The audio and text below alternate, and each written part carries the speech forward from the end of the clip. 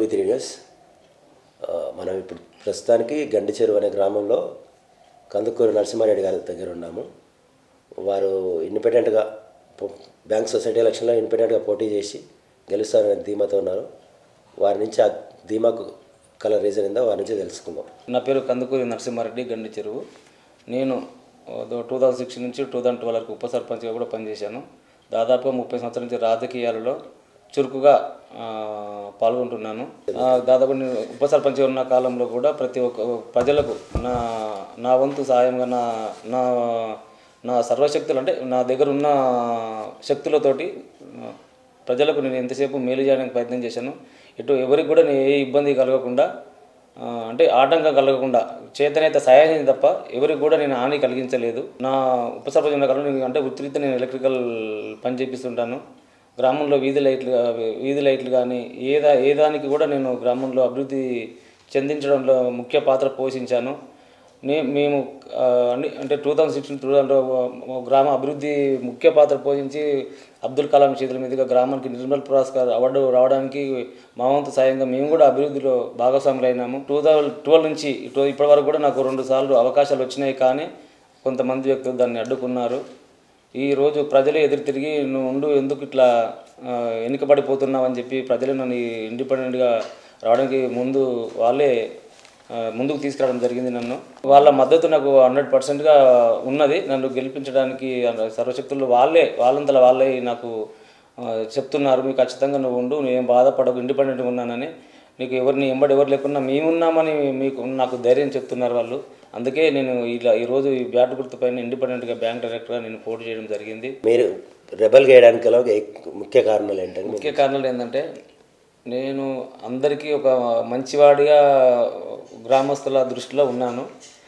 అంటే రాజకీయంగా కొంతమంది వ్యక్తులు నాకు ముందుకు రాకపోవడానికి కొంచెం కారణమవుతున్నారు. కాబట్టి ప్రజలకే విరక్తి చెంది వీళ్ళు ఎందుకు ముందుకు రావడానికి వీళ్ళు ఎందుకు అడ్డుపడుతున్నారని ప్రజలే నన్ను నువ్వు ఎందుకు ఇట్లా చేస్తున్నావు, నువ్వు వెనుకబడిపోతున్నావు, మేము ఉన్నాము, వాళ్ళు ఉంటేనే వెనకాల నీకు ఎవరు ఉంటే ఏమీ లేకుంది, మేమైతే ఉన్నామని చెప్పి నాకు ఓట్లేసి నేను గెలిపిస్తామని చెప్పి నాకు ధైర్యం ఇచ్చి ముందుకు తీసుకోవడం జరిగింది.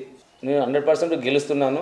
గెలిచి కూడా నేను ప్రజలకు బ్యాంకు ద్వారా వచ్చే లావాదేవీలు ఏవైతే ఉంటాయో, సబ్సిడీలు కానీ, పశువుల లోన్లు కానీ, ఏదైనా ఇంకా ఏదన్నా బీదవారు ఉంటే బ్యాంకు ద్వారా వచ్చే ఇప్పుడు కిరాణా కొట్లు కానీ, ఇంకేదన్నా పనిముట్లు, ఏదైనా కార్పెంటర్లకు పనిముట్లు కానీ ఏదైనా కూడా నేను బ్యాంకు ద్వారా సబ్సిడీ ద్వారా వచ్చే విధంగా నేను శాశక్తిగా నేను కృషి చేస్తానని చెప్తున్నాను. ఈ ఊరిలో సర్పంచ్కి టీఆర్ఎస్ ఉందంటున్నారు, ఎమ్మెల్యే టీఆర్ఎస్ ఉన్నారు, స్టేట్లో గవర్నమెంట్ కూడా టీఆర్ఎస్ ఉంది. దానికి మీరు అయినా కానీ నన్ను గెలిపించిన ప్రజలకు నేను ఖచ్చితమైన న్యాయం చేస్తా అని చెప్తున్నారు. అది ఎట్లా సాధ్యమవుతుంది అనుకుంటున్నారు? ఏమంటే టీఆర్ఎస్ సర్పంచ్ ఉన్నది, కానీ కేసీఆర్ గారు ముఖ్యంగా ఏం చేస్తున్నారండి, ఓట్ల రాజకీయాలే చేస్తున్నాడు ఆయన. ఇప్పుడు రైతులకు రైతు బంధు పథకం ఉంది. దాదాపుగా 2 సంవత్సరాలు 1.5 ఇయర్ నుంచి అంటే ఎమ్మెల్యే ఎలక్షన్స్ ముందు ఓట్ల కోసము రైతు బంధు రిలీజ్ చేయడం జరిగింది. ఈ అంటే సంవత్సర కాలంలో మధ్యలో రిలీజ్ చేయలేదు రైతు బంధు పథకము. బ్యాంకు డైరెక్ట్ సొసైటీ ఎలక్షన్స్ వస్తున్నాయి కాబట్టి ఒక 4 రోజుల ముందు రైతు బంధు రిలీజ్ చేయడం జరిగింది. గవర్నమెంట్ కేవలం జనాలతో ఓట్లు వేయించడానికి మాత్రమే పనిచేస్తుంది తప్ప నీతి నిజాయితీగా గవర్నమెంట్ పనిచేయడం లేదు. ఇది 100% సత్యం అండి, జనాలలో ఉన్నది. ఓటు బ్యాంక్ అంటే గవర్నమెంట్ డబ్బుల ద్వారా జనాలతో ఓట్లు వేయించుకోవడానికి మాత్రమే ఇంతకుముందుకు ఈ రకంగా లేదండి. కాంగ్రెస్ గవర్నమెంట్ ఉన్నప్పుడు జనాలు నీతి నిజాయితీగా గవర్నమెంట్ పనిచేసేది కాంగ్రెస్ గవర్నమెంట్. ఈ కేసీఆర్ మాత్రం 100% గవర్నమెంట్ డబ్బులను ప్రజలకు ఇష్టానుసారంగా పంచి ఓట్ల రూపంలో తీసుకుంటున్నాడు. మా దగ్గర ఎప్పుడు చూసినా కాంగ్రెసే వస్తుండేది. కొన్ని కారణాల వల్ల కొంతమంది వ్యక్తులు మంచి వ్యక్తులను ముందు రానియకుండా అడ్డుపడడానికి కారణమే ఈరోజు టీఆర్ఎస్ ఇక్కడ రావడం జరిగింది. లేదు అంటే ఇక్కడ టీఆర్ఎస్ వచ్చే అవకాశమే లేదు ఎట్టి పరిస్థితుల్లో. టీఆర్ఎస్ కూడా సర్పంచ్ కూడా ఇక విలేజ్లో కూడా ఉండరు, సిటీలో ఉంటారు. అది ఒక మనిషి ఎదిగితే కూడా ఎవరూ లేని వ్యక్తులు ఇలా పాలన సాగిస్తారు ఇక్కడ. ఇది చాలా దుర్మార్గము. ప్రజలు చాలా గుర్తించినారు ఇప్పటికే. 1 సంవత్సర కాలంలోనే ప్రజలు అంటే టీఆర్ఎస్ పాలన మీద చాలా వ్యతిరేకత వచ్చేసింది ఇప్పుడు. అందుకే ఇక్కడ సుమారుగా ఇప్పుడు మొన్న తుర్కీ ఎంబాల్ సొసైటీలో కూడా కాంగ్రెస్ పార్టీ గెలిచింది. దాన్ని అడ్డుకోవడానికి ఎమ్మెల్సీ ఎంతవరకు కరెక్ట్ అండి? ఎలక్షన్స్ ఎందుకు పెడుతున్నారు?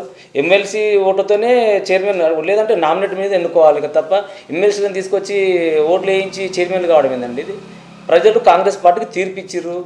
ఒక నీతి నిజాయితీగా ఎవరైతే ఓట్లు వేసి ఎవరైతే గెలిపించారో వాళ్ళని చైర్మన్ చేయాలి తప్ప గవర్నమెంట్ ఇష్టానుసారంగా ఇట్లా ఓట్లు వేయించి ఎమ్మెల్సీలను తీసుకొచ్చి రాత్రి జీవోలు తీసుకొచ్చి ఎమ్మెల్సీలను పంపించి ఓట్లు వేయడం ఎక్కడనేమండి?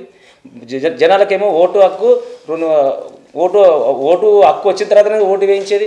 ఎమ్మెల్సీ ఇప్పుడు ఏడైనా ఓటు వేయచ్చా? ఆయనకు ఓటు హక్కు ఇప్పుడు చైర్మన్ ఎలక్షన్ జరిగినాయి, కౌంటింగ్ కన్నా ముందు 4 రోజుల ముందు నేను పలానా దగ్గర ఓటు వేస్తానని ముందు ప్రకటించుకోవాలి కదా.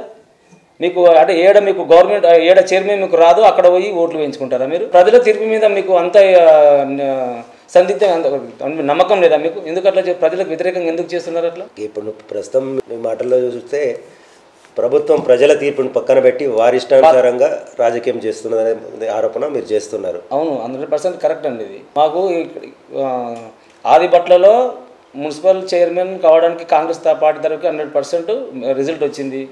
పెద్దంబర్పేటలో రిజల్ట్ వచ్చింది. ఏం చేశారంటే ఎమ్మెల్సీలను తీసుకొచ్చి ఓట్లు వేయిస్తారా? ఇదేం న్యాయం అండి? ప్రజలు ఇది గుర్తిస్తారు. రాబోయే కాలంలో 100% టీఆర్ఎస్కు బుద్ధి చెప్తారు అని నేను నమ్ముతున్నాను. చివరిగా మీరు ప్రజలకు ఇచ్చే మీ సందేశం ఏంటి? మీరు గెలిచినాక కానీ మీకు కావాల్సిన నిన్ను ఎన్నుకున్న ప్రజలకు సాయం చేయడంలో కానీ మీరు ఎట్లా అప్రోచ్ చేద్దాం అనుకుంటున్నారు?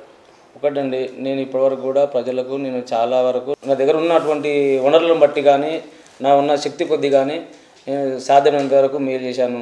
ఇంకా కూడా రాబోయే కాలంలో కూడా నేను ఒకవేళ ప్రజల మధ్య 100% నన్ను గెలిపిస్తున్నారు. నేను గెలిచిన తర్వాత కూడా బ్యాంకు ద్వారా వచ్చే సబ్సిడీలు కానీ ఫెర్టిలైజర్స్ చూడండి, రైతులకు సరిగా అందుబాటులో లేకుండా చేస్తున్నారు. ఎప్పుడు కూడా స్టాక్ ఉండట్లేదు. బయట బ్లాక్ మార్కెట్లో ఎక్కువ రేట్లకు అమ్ముతున్నారు.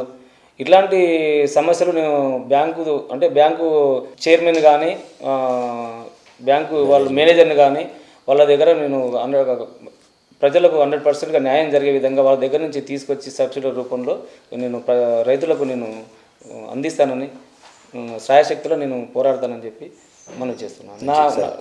నాకున్న మంచి ఒక అభిప్రాయంతో, మంచి ఉన్న ఒక దూరదృష్టితోటి ప్రజలు అందరం ఎదగాలి, అందరం ముందుకోవాలన్న ఒక దూరదృష్టితోటి నేను మంచి చేయడానికి ప్రయత్నిస్తానని చెప్పి నేను సర్వశక్తుల పోరాడతానని చెప్పి న్యాయం చేశానని చెప్పి నేను కోరుతున్నాను. మా ఓటర్ మహాశయులకు నేను చెప్పదలుచుకుందంటే, నాకు బ్యాటు గుర్తు వచ్చింది.